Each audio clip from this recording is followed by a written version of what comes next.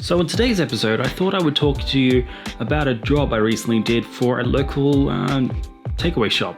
I thought it might come in useful to some of you at home who are interested in doing some product photography. So I found this and I sanded it back, I stained it with some varnish that I also found in the shed. This is basically what it originally looked like. It was pretty plain, pretty bland, and it wasn't really anything special. The way in which I was able to get these shots is that there was a table in the kitchen where the takeaway shop, or the kebab shop was, and I had a C-stand.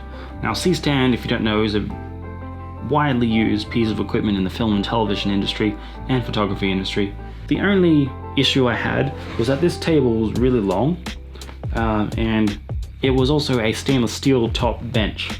I could see parts of the table in the background, which was okay because I kind of anticipated that being a thing that would be there. So what I ended up doing was just painting out the background in these shots, just in Photoshop. Just went in with the brush tool and painted out the background in black.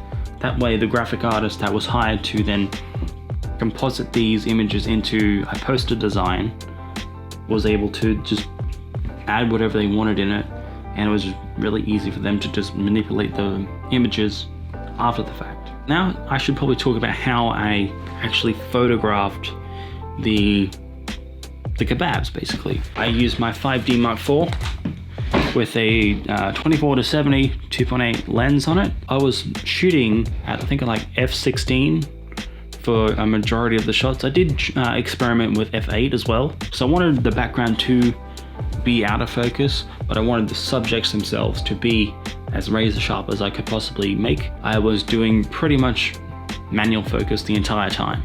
Now, one thing that was cool about using a tripod when taking these pictures is that I could lower my shutter speed all the way down. I wanted to lower the shutter speed as much as possible to let as much light in as possible. That way I could shoot at the lowest ISO possible. And I had the light, like this light, on top, so it's shining all of the light down onto the products, making for a very dramatic look to all of the images. And I think they turned out pretty well. I certainly think that the clients were very happy with the results that I was able to get for them.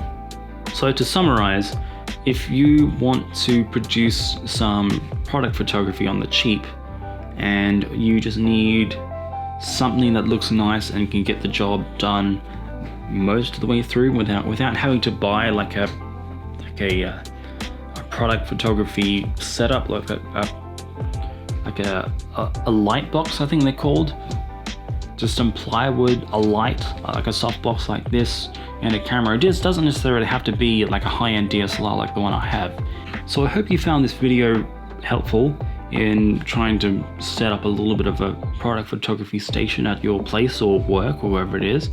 If you have any questions you would like me to try and answer, if you think there's something more that needs more explaining, feel free to leave a comment and I'll do my best to respond to that comment. But anyway, I'll see you again in the next video.